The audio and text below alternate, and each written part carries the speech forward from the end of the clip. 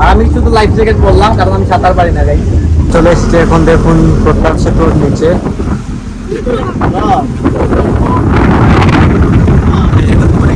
আর এদিকে ঢুকতেই আমরা ইলিশ মাছের গন্ধ পাইতেছি, চারদিকে শুধু পদ্মার ইলিশের দোকান। চলে এলাম আমরা পদ্মা ব্রিজের কাছাকাছি।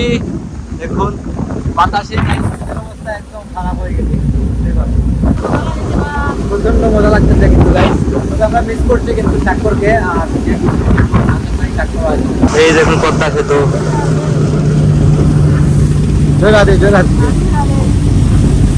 ইলিশ মাছ ভাজি করা হচ্ছে। তো দেখুন কিভাবে ভাজি হয়, সরাসরি ভাজি করে ভর্তা।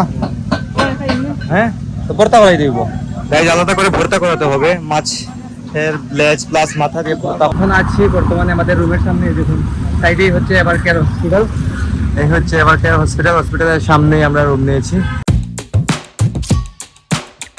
Hello guys, good morning, welcome to my new blog. কেমন আছেন আপনারা সবাই? আশা করছি আপনারা সবাই ভালো আছেন, আমি ভালো আছি। আজকে ব্লগটা অনেক ইন্টারেস্টিং হতে চলছে, আপনারা অবশ্যই ভিডিওটি স্কিপ না করে ভিডিও শেষ অবধি সাথে থাকবেন। গাইস লাস্ট ব্লগে আপনারা দেখেছিলেন যে আমি ঢাকায় এসেছি। হ্যাঁ, তো আজকে হচ্ছে ফ্রাইডে, আজকে কোনো অ্যাপার্টমেন্ট নেই ডাক্তারের, আজকে সারাদিনই ফ্রি। বলেছিলাম যে কোথাও একটা বেড়াতে যাব। তো হ্যাঁ, আজকে আমরা যাচ্ছি মাওয়া ফেরিঘাটের দিকে পদ্মা সেতু দেখতে।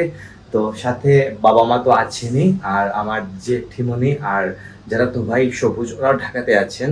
তো ভাবলাম যে সবাই একসাথে যাই, একটু কষ্ট হবে আর কি। তো একসাথে বের হবো সবাই। ওনারা আসছেন, সবুজের বাসা থেকে বেশি দূর না আমাদের হোটেলটা। তো ওনারা আসলে আমরা বেরিয়ে পড়বো আর কি। এদিকে বাবা মা দুইজনে রেডি হয়ে পড়েছেন, আমি আমার রুমে আছি আর লাগা রুমে বাবা মা রেডি হচ্ছেন। তো বেরিয়ে পড়বো কিছুক্ষণের মধ্যেই আমরা। তো আমরা বেরিয়ে পড়লাম। দেখুন জেঠিমণি চলে এসেছেন। দেখুন গাইস কিরকম বসেছেন সবাই। তো কষ্ট নেই, কষ্ট না ভালো। তো ওরা যাচ্ছি, এখন আছি এলিভেন্ট রোড, মানে এটা এলিভেন্ট এক্সপ্রেসে আছি, যাচ্ছি মাওয়ার দিকে।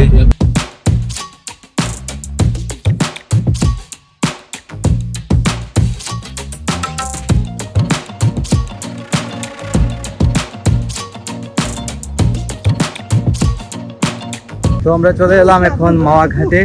আমরা ঘাটের মানে পাশেই আছি। দেখুন এদিকে ঢুকতেই আমরা ইলিশ মাছের গন্ধ পাইতেছি, চারদিকে শুধু পদ্মার ইলিশের দোকান, অনেক দোকান।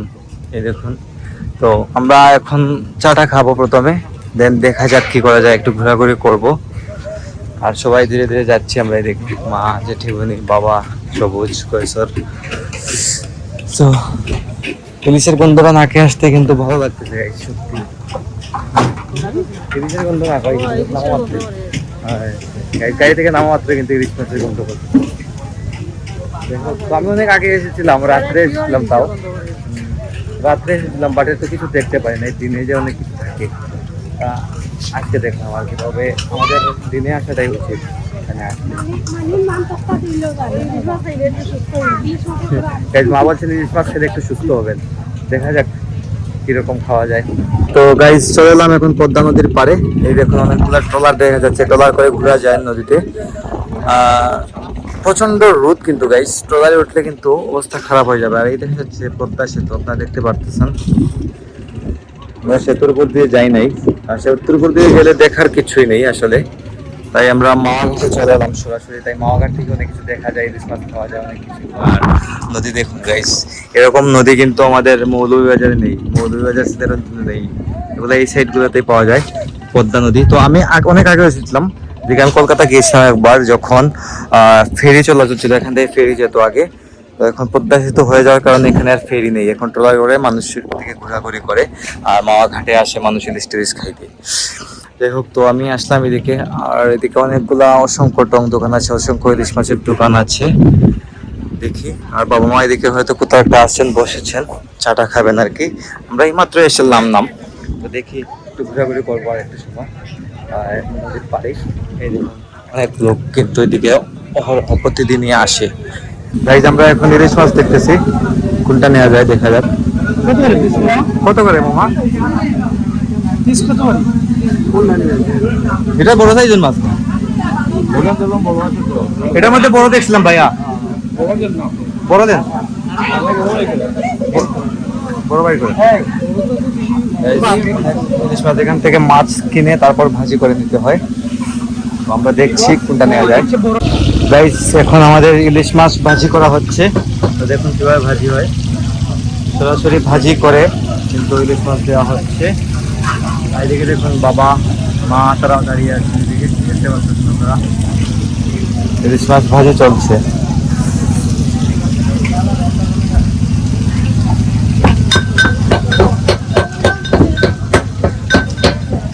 ভর্তা খাইবানি ভর্তা, বাবা ইলিশ মাছের ভর্তা খাইবানি ভর্তা, হ্যাঁ তো ভর্তা করাই দিব।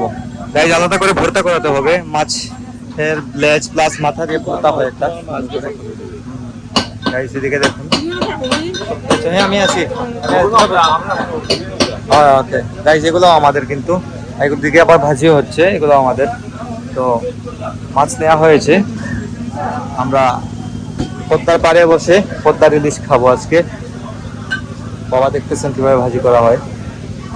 গাইস এদিকে চলে এসেছে আমাদের ইলিশ মাছ, দেখুন ইলিশ মাছ দেখুন ভাজি, তারপর হচ্ছে মরিচ, আর এটা হচ্ছে লেজ ভর্তা, ইলিশ মাছের ডিম। দেখুন গাইস খুবই সুন্দর লাগছে, কিন্তু তো সেন্টটা কিন্তু শুনেই ভালো লাগতেছে।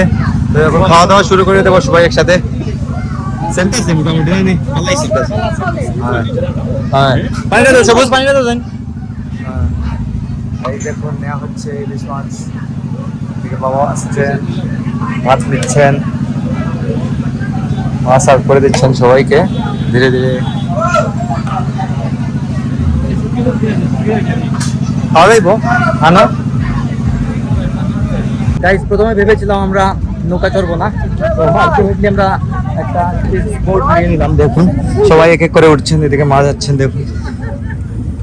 তো আমি উঠবো সাথে করে, এই দেখুন স্পেস বোটটাতে উঠবো আমরা, পুরা পদ্মা সেতুর পার ঘুরবো গিয়ে আমরা।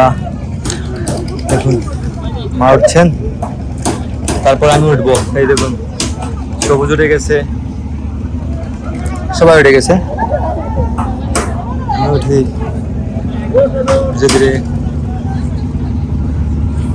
গাইস ভয় কিন্তু করে, কারণ সাঁতার তো জানি না আসলে। সবাই ওঠার পর আমি উঠবো কিন্তু। গাইস উঠে পড়লাম আমরা লঞ্চে, দেখুন আমি শুধু লাইফ জ্যাকেট পরলাম কারণ আমি সাঁতার পারি না। গাইস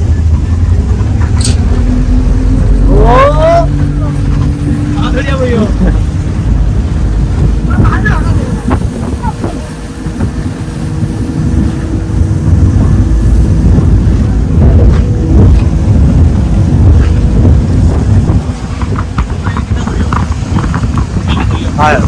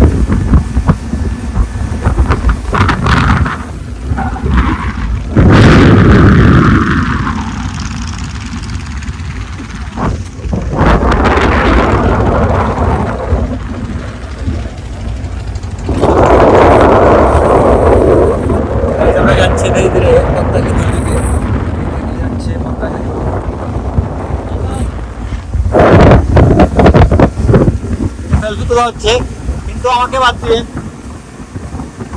চলে এলাম আমরা পদ্মা ব্রিজের কাছাকাছি। দেখুন বাতাসে অবস্থা একদম খারাপ হয়ে গেছে, প্রচন্ড মজা লাগতেছে কিন্তু গাইস। তবে আমরা মিস করছি কিন্তু ঠাকুরকে, আর তো এরকম সামনে সবুজ দাঁড়িয়ে আছে, আমি এতক্ষণ এখানে দাঁড়ানো ছিলাম। এই হচ্ছে পদ্মা ব্রিজ। কেমন নিয়ে নেবো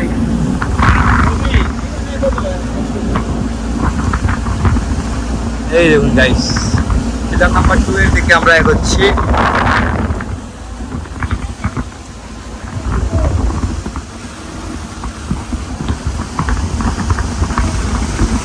এই দেখুন পদ্মা সেতু।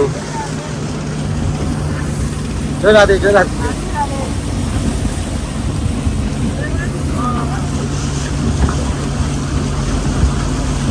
ব্রিজের নিচে চলে এলাম পুরোই।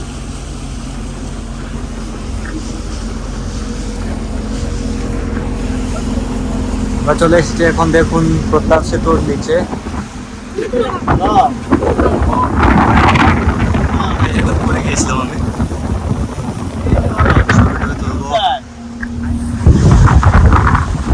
আমার পিছনে দেখতে পাচ্ছি আমরা পদ্মা সেতু।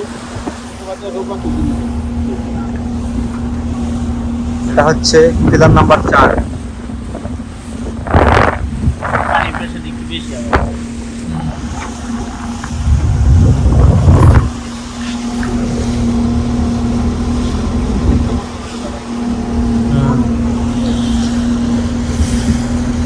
ওই থেকে আজ ওই পারে 27 নাম্বার বিয়ে ওদিকে 200 250 ফুট। হ্যাঁ 200 থেকে 250 ফুট পর্যন্ত। যাই আমরা যাই আমরা কিছু দিয়ে টাকা কিছু করে। এখন গাইজ মায়ের দিকে পানি দিয়ে ছিটাছিটি করছেন, ভালো লাগছে। বিদায় করা হচ্ছে। শুরু চরে হ্যাঁ একদম 27 নাম্বার প্লেয়ার বন্ধ চর। আচ্ছা এই চর আচ্ছা, বুঝতে পারছি। 27 নাম্বার পর্যন্ত একেবারে ওই পারে কাছে একেবারে। হ্যাঁ গাইজ এই ক্রস করলাম আমরা পদ্মা ব্রিজের নিচে দিয়ে, ঢুকে আসলাম এ সাইডে। 7 নাম্বার পিলার এটা।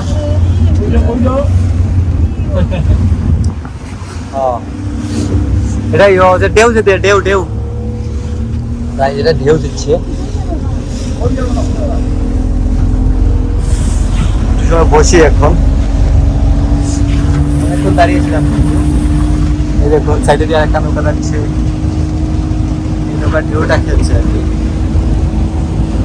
ঘুরে ফিরে আমরা আবার চলে এলাম পাড়ের দিকে। এই দেখুন পাড়ে চলে এসেছি, পার। এখন আমরা নেমে যাব সবাই। নামার প্রিপারেশন লইলাম নাকি তা? গাইস নেমে যাবো এখন আমরা। একটা ধাক্কা লাগবে কিন্তু ভালোই।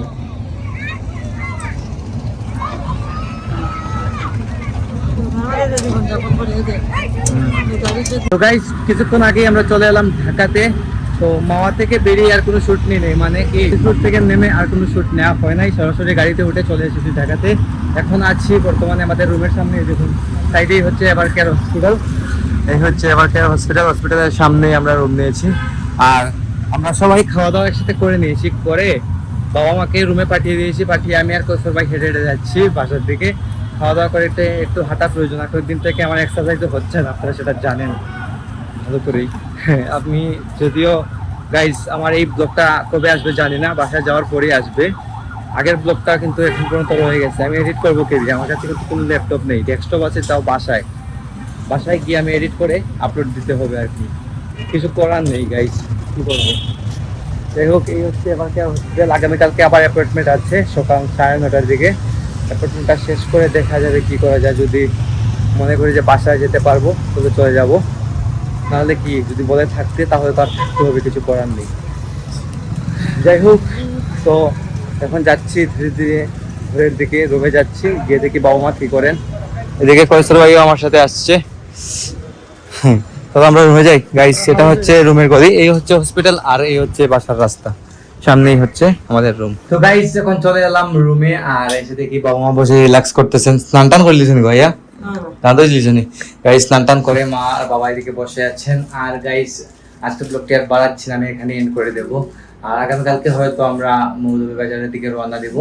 কথা হবে আর নেক্সট ব্লগে আপনাদের সাথে মৌলভীবাজার গিয়ে। আর আজকের ব্লগটি যদি আপনাদের ভালো লেগে থাকে অবশ্যই লাইক কমেন্ট করে আমাকে সাপোর্ট করবেন। দেখা হচ্ছে নেক্সট ভিডিওতে। তখন ভালো থাকুন, সুস্থ থাকুন। Thank you so much for watching.